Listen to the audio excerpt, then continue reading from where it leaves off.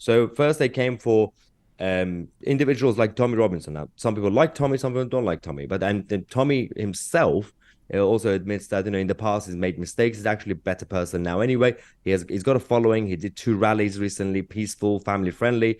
But he, from day one of these protests, he's been saying, don't riot, don't do violence. They used Yep. him to say he's actually coordinating from abroad as if he's some sort of like supervillain. And then when that didn't work, because they're like, that's not enough. Even if you bring him down, it's still not going to be enough. Let's go for the next level. Nigel Farage. If Nigel literally is so mainstream now, he's so soft. It makes no sense why he would even be responsible. There's no evidence. And when that's not enough, then they'll go for Douglas. And when that's not enough, they'll come for every single person. The other thing, Maya, that we're seeing at the moment is a real deranged push on the left to get key figures in our movement, people who I know you respect and I respect, arrested. Now, the latest is Douglas Murray, the brilliant intellect, brilliant author, brilliant commentator, a guy who has had his finger on the pulse, just like you have, Maya, in terms of this issue for many, many years. Now, they're trying to do this. The latest attempt to try and do this is actually with an interview that he gave with the former Australian Deputy Prime Minister, John Anderson. But as usual, Maya, the leftists are taking this completely out of context to make it look as if this was an interview that he gave after the Southport massacre, when in fact it was 9 months ago that he sat down for this chat. But I'm going to show you it and then get you to respond to the reaction from the left. But clearly they've lost control of the streets.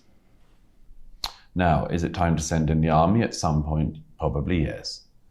But if the army will not be sent in, then the public will have to go in, and the public will have to sort this out themselves. And it'll be very, very brutal. I don't want them to live here. I don't want them here. They came under false pretenses. Many of them came illegally and continue to come illegally. And we don't want them here. And I'm perfectly willing to say that because it needs to be said. So, Maya, George Galloway, leader of the Workers' Party, tweeted, "This is a criminal offence," copied in the Metropolitan Police and Elon Musk. Bush Rashake, the hard left commentator, said, "Met Police, this is a clear incitement to hatred communication, which is threatening and intending harm." Your response, Maya? Firstly, when it comes to George Galloway, his fashion sense and hat collection is a criminal offense. But the reality of the situation is that they're going around saying Douglas Murray is some sort of a far-right thug enemy, basically. The guy is so nice. Also, what they do, and they always do this, and this is, well, I'm talking about humans who believe in control. And throughout history, since the ancient empires, what you do when there's a crisis, you either find a scapegoat, or you sometimes throw someone from your side under the bus to shift the blame, or you try to find a villain. So if you bring down a villain, you could tell the public everything is fine now. So, for example, when they killed bin Laden, they came out and said, everything's fine now, terrorism is over. It wasn't. Now, over the last few days, couple of weeks, they've been coming for certain people. It's like a ladder thing. So first they came for individuals like Tommy Robinson. Now, some people like Tommy, some people don't like Tommy. But and then Tommy himself also admits that in the past he's made mistakes. He's actually a better person now. Anyway, he's got a following. He did 2 rallies recently, peaceful, family friendly. But he, from day one of these protests, he's been saying, don't riot, don't do violence. They used him to say he's actually coordinating from abroad as if he's some sort of like supervillain. And then when that didn't work, because they're like, that's not enough. Even if you bring him down, it's still not going to be enough. Let's go for the next level. Nigel Farage. If Nigel literally is so mainstream now, he's so soft. It makes no sense why he would even be responsible. There's no evidence. And when that's not enough, then they'll go for Douglas. And when that's not enough, they'll come for every single person. But that's why they're not winning anymore. That mentality is not winning because of the rise of new media and social media. That's why they now want to shut down social media so that we can't even speak. Yeah, there's such a mission creep going on. But Maya, I have been left disgusted actually by the mainstream media, especially the newspapers like The Sun and the Daily Mail and the Express, all pushing for censorship. And it's like, if you are not careful, you will be censored next, because it's all well and good while you're on the side of Slippery Starmer for him to allow newspapers to continue to print.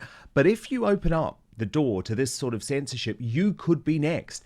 And look, Maya, when it comes to The Sun in particular, because remember, many years ago, I was the executive editor of The Sun, and we used to hate Keir Starmer, because do you remember when he was Director of Public Prosecutions, he launched an insane bid to jail many, many Sun journalists. He did prosecute them. They were all found not guilty. They didn't go to jail, but many of their sources did. And this was for revealing information that the Sun always argued was in the public interest. So sometimes they were taking information from government officials. But the point is, Keir Starmer has proven he is not a man who believes in a free press, and a man who believes in journalism. So it's all well and good now when you think, oh, you know, you're just shutting down a citizen journalist. Who cares about that? And then, Maya, they come up with all of the old tropes, don't they? Oh, that person's an anti-vaxxer. They were against lockdown, so they must be a madman. Well, you know, call me a madman if that's the case. But do you see what I mean?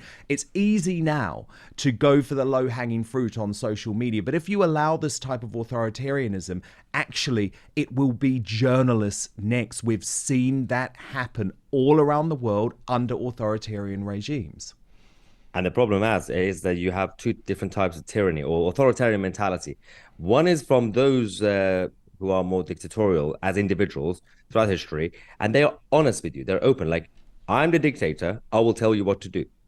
You know where you stand with them, and you find a way to deal with them.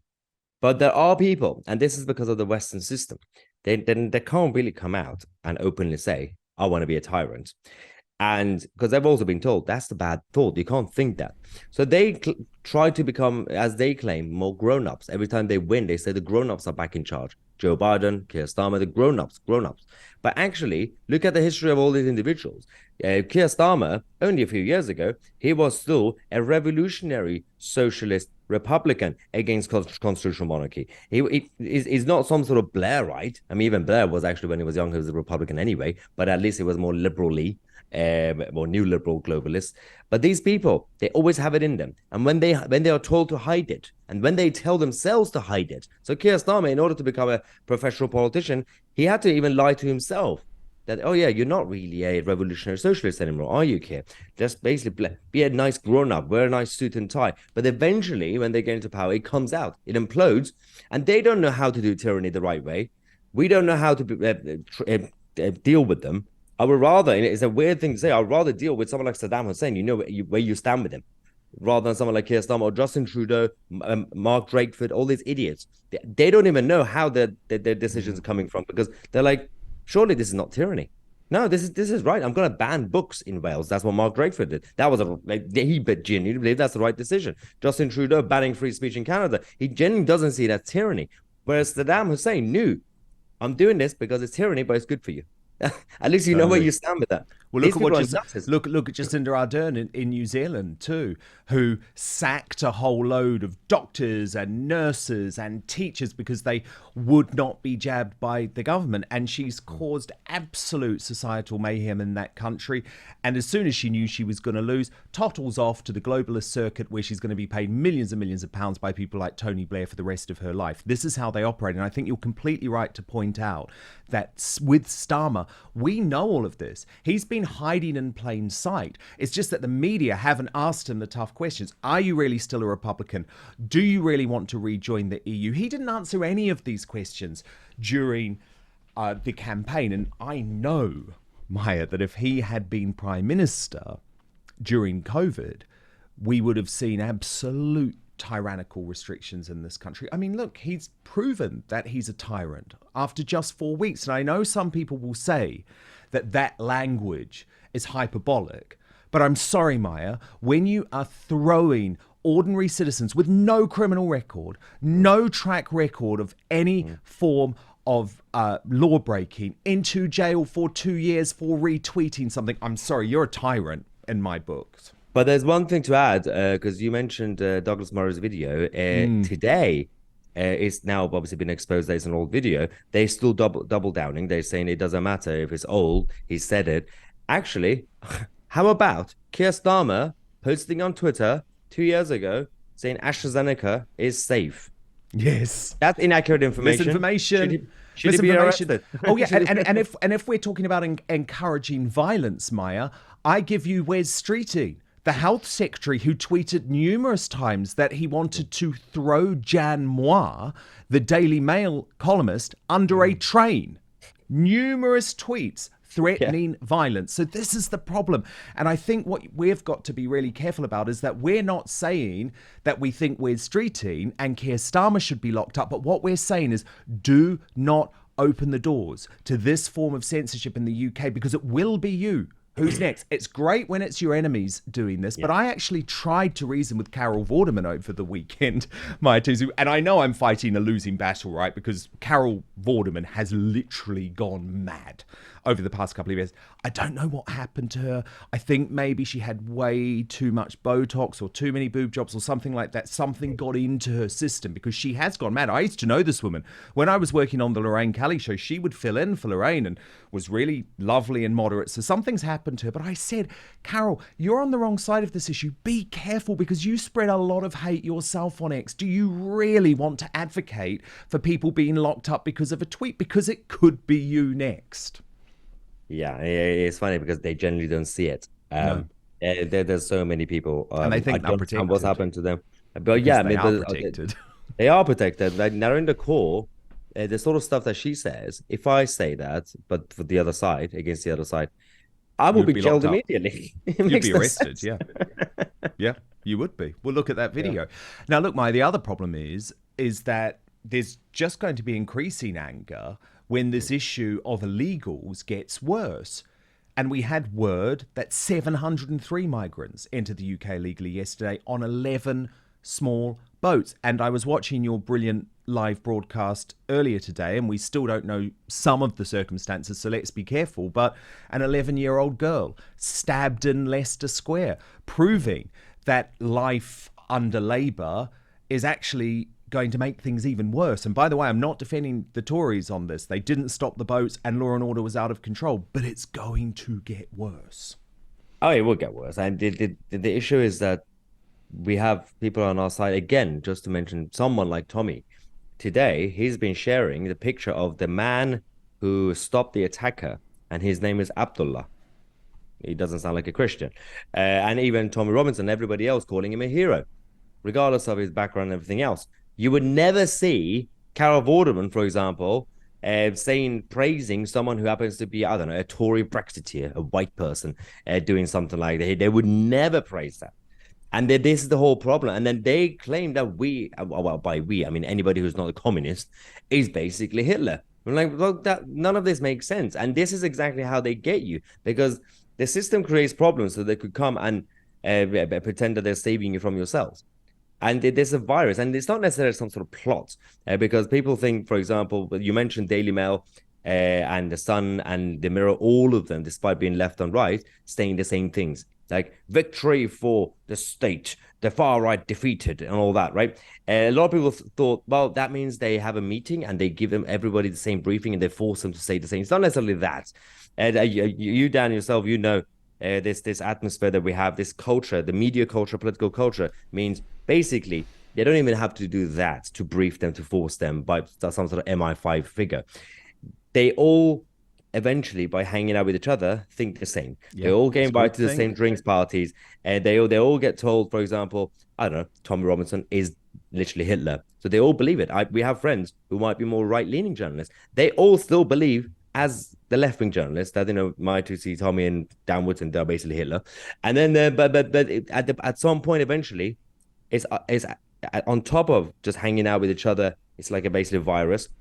Also, the fact that nobody has to tell them, but they know. If they want to be able to go to Downing Street for a press conference, they have to say that. Because the moment a newspaper comes out and says the opposite, you might not get invited to Downing Street anymore. 100%. They would be slammed. And I think you're completely right. I think what's even more disturbing, Maya, is that some of these people do actually know the truth. So, for example, they know that, let's take Katie Hopkins, for example. They know that Katie Hopkins was right on so many of these issues, and it was completely wrong to throw her out of polite society, to never allow her to work in the mainstream media again. She has in a self-proclaimed way, effectively declared herself as a non-state individual. She says how she owns nothing and she doesn't have a bank account. There'll be lots of people in the mainstream media who know that Katie was right and that was the wrong thing to do, but none of them will be brave enough to give her a job or to give her a platform, because they know that it then puts their job on the line, their reputation on the line. So there's a lot of weakness going on here too. First though, what's so important about being independent is I'm only ever going to tell you about products that I use and truly believe in, and Verso is one of them. I've entered my 40s, so staying healthy is really important to me. I exercise virtually every day, wasn't very good over the weekend, had a few drinks, but usually I'm doing the 16-8 fast. I have lost weight. However, scientists like David Sinclair have proven we can now reverse aging with interventions that go beyond healthy habits. So I wanted a product that I knew would enhance everything I was already doing, one that's backed up by solid evidence. I cannot tell you how good Cell Being by Verso is. That's the name of the product, Cell Being. It has scientifically proven ingredients that fight the effects of aging. It does that by increasing the NAD+ levels. Now, NAD+, that's the thing that powers every cell in your body. For me, the product has been transformative. Fasting is so much easier. I've lost fat. I'm eating less too, and that's because it has blood sugar regulating effects in the product, which actually lead to fewer cravings. It really helps with sleep too and energy. So this is a brilliant anti-aging product. The really helpful thing to know too is that Verso publishes third-party testing from each batch produced to guarantee you are getting what you paid for. And I'm very excited to say an amazing offer today. If you head right now to buy.ver.so/outspoken, you will save 15% on your first order. All you need to do is use the coupon code outspoken.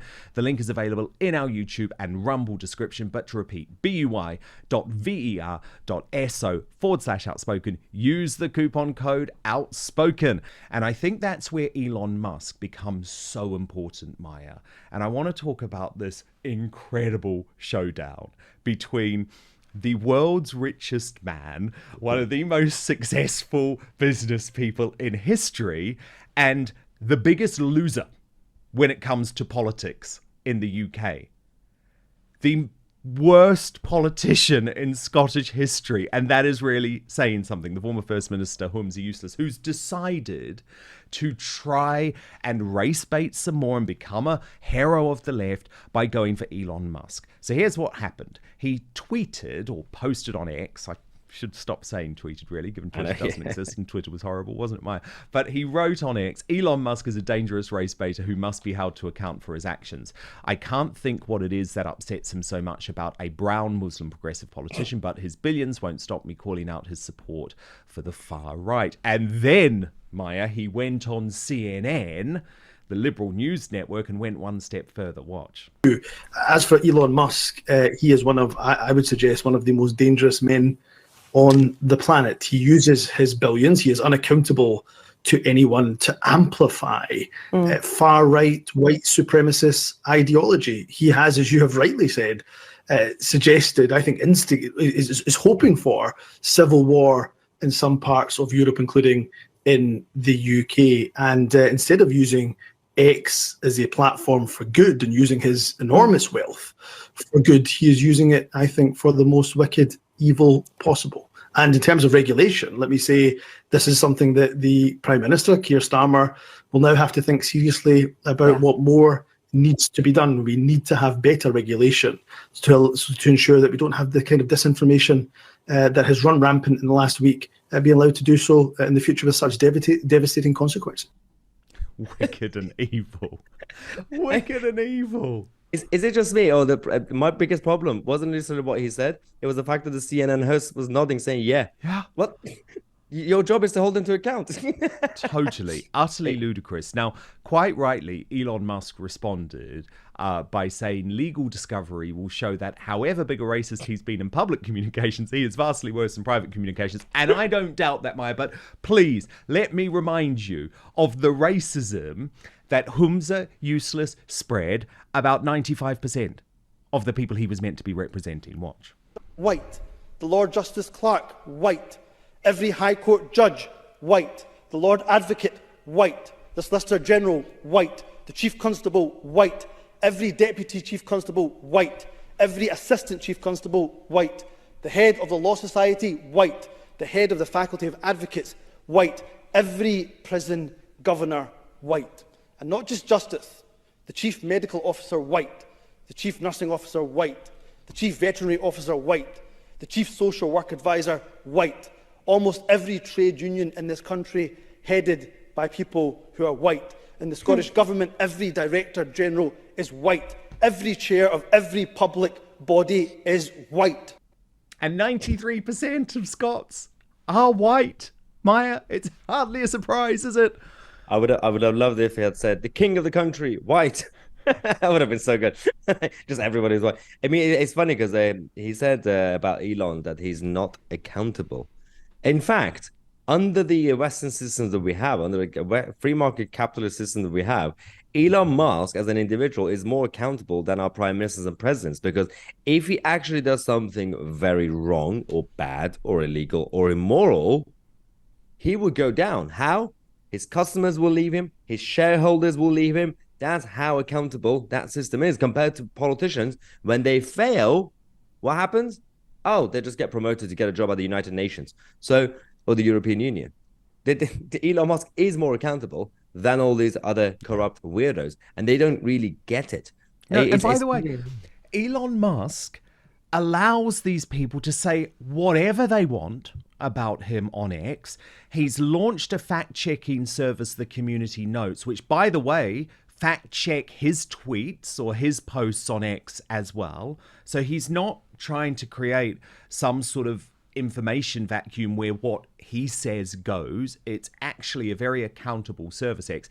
And Maya, it's so funny, isn't it? Seeing all of the ludicrous leftists talking about how vile the platform is and how much they want to leave it. But I laughed today when Jess Phillips, who's the complete Labour hypocrite, actually made that announcement, but she made that announcement by posting it on X. So it's like, just leave. If you want to leave, just go. I'm not going to be sad to see the back of your X posts, Vorderman or Jess Phillips or Alistair Campbell, but we know they won't, because X is the public town square. It is where people get their information from, and that's why they don't want it to be free. That's why they wanted Tommy Robinson banned. That's why they wanted Katie Hopkins banned. That's why they wanted Graham Linehan banned for calling a man a man.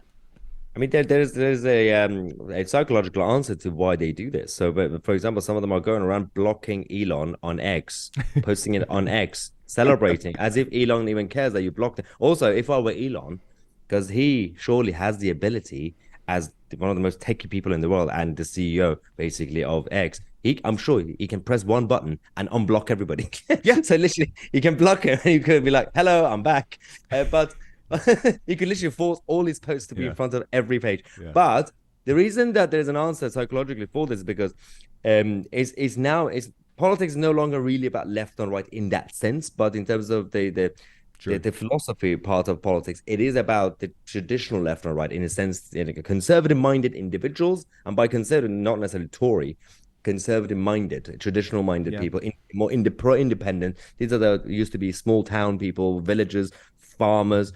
They can live on their own for 6 years without any support from the state. And then you got the more obviously pro-statist kind of mindset, whether it's the liberal leftists or socialists. The difference between the two sides is that if, for example, more independent-minded people, conservative-minded, traditional-minded people, if they get angry at something like X or back in the day Twitter, what's their solution? They will leave it. They're like, I don't need it anymore. I'm going to leave. I'm going to use something else.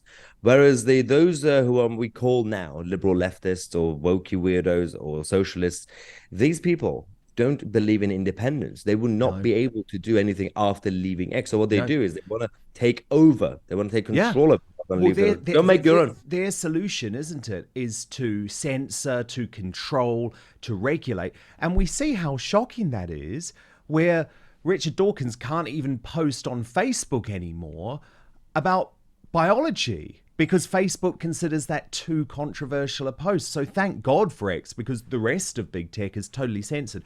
I also wanted to show you a clip that upset me yesterday, Maya, because I don't know about you, but I'm seeing more and more a lot of snaring in the mainstream media towards white working class folk when they try and raise concerns about the changes that they're seeing in the UK. And I think it's actually brave to talk about some of these changes. It doesn't mean that you're racist. It just means that you're concerned. And when a caller tried to do this with Rachel Johnson, the sister of the former Prime Minister Boris Johnson, on her LBC show last night, well, he got short shrift. Have a look. Have you watched the TV lately? How many white British males you see on the television? Especially in the advertising. It is just so politically correct. And what it does, it makes people frustrated.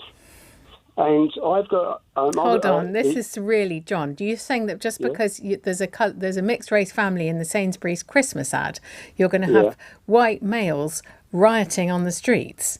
No.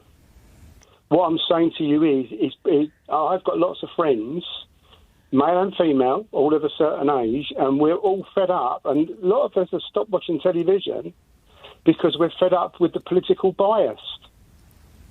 You mean the ethnic bias? You mean the ethnic bias? Yeah, towards ethnic people and women, not only ethnicity, and women. And what happens is the white British But male... you could always watch reruns of Dad's Army or something on BBC iPlayer, couldn't you, John? Why would I want to do that? Well, because then you could see your own demographic reflected back at you. No, that's not my demographic. Okay, you said you're a white male of a certain age. But I'm telling you what people are feeling. I'm not saying what. I'm not taking any sides. I've got friends of all ethnic backgrounds. It makes no difference to me what. And do they object to what they're seeing on their tellies? Yeah, because when I was working at a local authority, the women there were telling me how embarrassed they were that people were being overlooked for jobs just for it to be politically correct.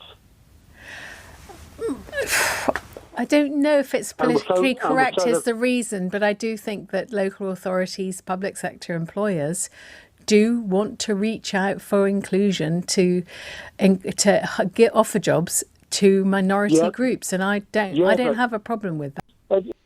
Now, Maya, what I had a problem with there, and I actually have always thought Rachel Johnson was a decent enough woman, but it's the sneering. She's so horrified. Number one, she's probably thinking, oh God, am I going to lose my job if I don't argue with this caller? But number two, she feels really embarrassed about it and immediately tries to belittle how he's feeling. Whereas actually, does he not have a point that there are a lot fewer roles these days for white working class folk? And actually, if you look at the breakdown now, especially on channels like Woke ITV, there's over-representation of minority groups, especially on panel shows like Loose Women. So there is a difference between, there are two different types of people. There are actually hateful left-wing people, and I would include people like James O'Brien into that category. Oh, yes. And there are people like Rachel. Rachel reminds me of a couple of other mutual friends that we actually have who are very, let's just call them liberal, wokey. You know, they go on a certain channel as contributors and all that. But I have an idea of who you mean. But I've had conversations with our friends. Rachel is like that because they genuinely, they're not hateful leftists. No.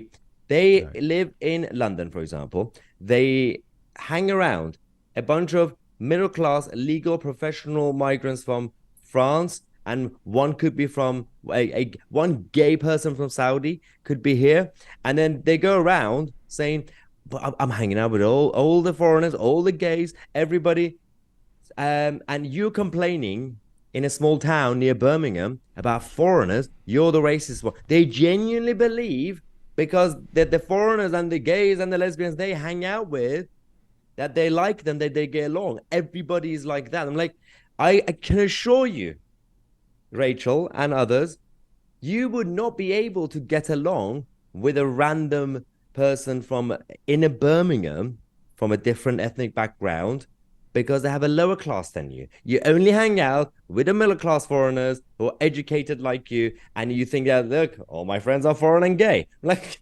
that's not really how it works. Well, and I've seen those posts, Maya, from like the liberal elite who go through talking about, oh, my butchers from Italy, my local restaurants from is Persian, And actually, I saw some really good posts responding to that, saying, yeah, you're looking at these foreigners as a commodity. You think they're there to serve you. But I just found it really interesting that Rachel should be so offended by that. Because look, if you were in India, for example, and you started talking about the fact, oh, actually, there's a lot of white people in these Indian shows now, I think there should be more Indians. That would be a conversation that would be considered completely normal. I mean, it's a conversation, for example, in New Zealand, where I grew up, that was had all the time. Why are there not more New Zealanders on TV? But as soon as a member of the white British working class says we're not seeing so much of ourselves on screen these days, immediately they're considered racist. Thank you so much for watching Dan Wootton Outspoken. Please do subscribe if you want lots more clips and interviews like that. Plus, if you want to watch our totally uncensored after show, then visit www.outspoken.live.